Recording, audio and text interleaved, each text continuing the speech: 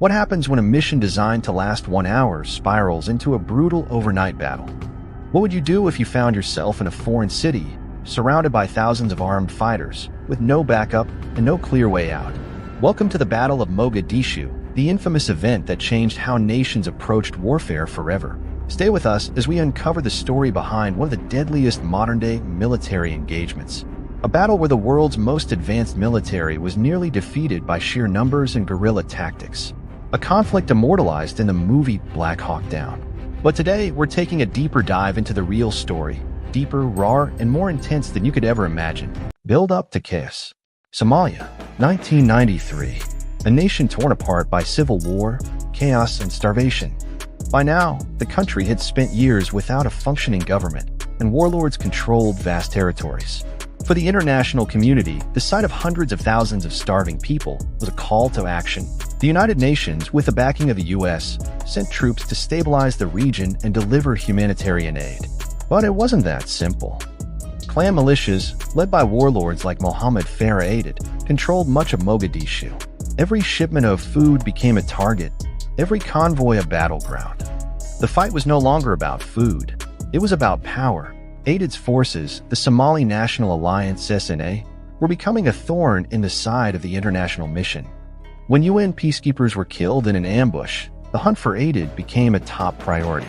To capture him, the US launched Operation Gothic Serpent, a mission to weaken the SNA's leadership by capturing its top commanders. But Aidid was elusive, always staying one step ahead. Every mission pushed deeper into hostile territory, and tensions rose with every raid.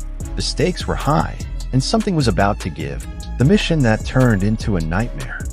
October 3, 1993. The objective was clear: capture 2 of Aidid's top lieutenants who were holding a meeting in the heart of Mogadishu. It was a carefully planned operation, a quick in-and-out mission expected to last no more than an hour. But as the helicopters took off from the base, none of the soldiers aboard could have predicted the hell that awaited them. As the helicopters soared over the dense maze of streets, they passed over burning tires, a signal the Somali militias used to communicate. The enemy knew they were coming. Still, the mission proceeded. Within minutes, Delta Force operators stormed a building, capturing their targets with textbook precision. But then, things began to unravel. As the American forces prepared to extract, a barrage of gunfire erupted from all sides. RPGs soared through the air, narrowly missing helicopters. The streets swarmed with fighters armed with AK-47s and RPGs. And then disaster. A Black Hawk, call sign Super 61, was hit. In an instant, what was supposed to be a swift extraction turned into a desperate rescue operation. One Black Hawk down in the heart of hostile territory. And the nightmare had only just begun. A second Black Hawk falls. The downed crew of Super 61 was immediately surrounded by militia fighters. American forces moved in to secure the crash site, but the chaos of urban warfare made every inch a bloody struggle. Then, just as reinforcements were being sent in, a second Black Hawk, Super 64, was hit by an RPG. This second crash plunged the mission into full-blown disaster.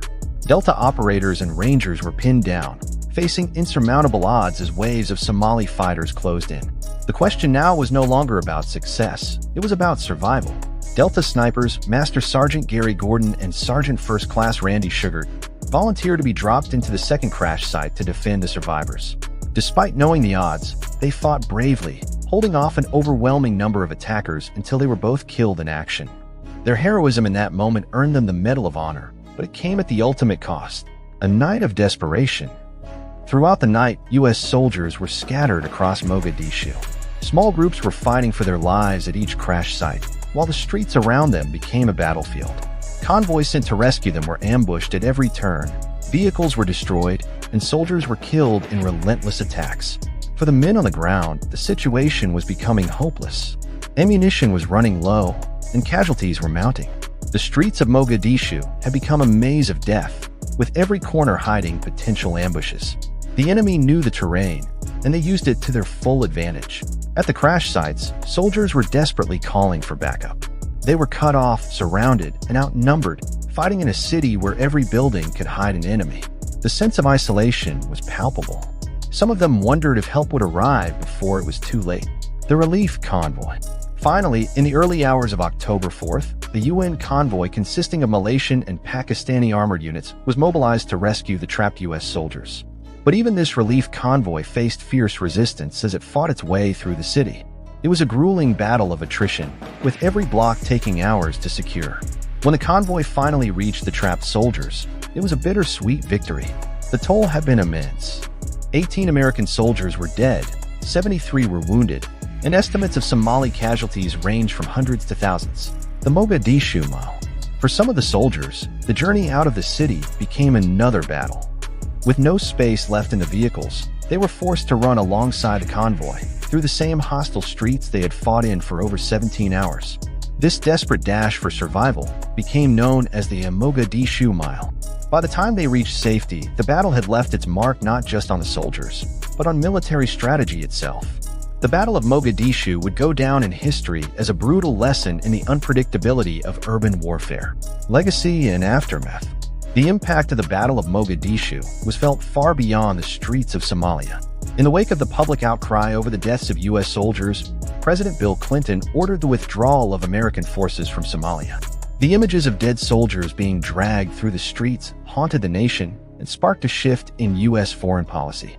This event became known as Somalia Syndrome, a fear of engaging in foreign interventions without clear objectives. But the consequences of the battle didn't end there. Some argue that the reluctance to intervene in future conflicts, such as the Rwandan genocide, was influenced by the painful memories of Mogadishu. And in the years to come, U.S. military strategy would evolve, focusing on minimizing the risks of prolonged engagements in urban environments. The Battle of Mogadishu wasn't just another skirmish in the history of warfare. It was a moment that forced the world to rethink the realities of modern combat. It showed us that technology and firepower, no matter how advanced, can be outmatched by determination, numbers, and the chaotic nature of urban warfare. The bravery and sacrifice of those who fought that day will never be forgotten.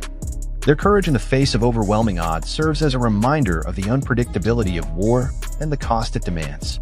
They fought not just for survival, but for each other. Thank you for watching. Don't forget to like, share, and subscribe for more deep dives into military history. Stay curious, and we'll see you in the next video.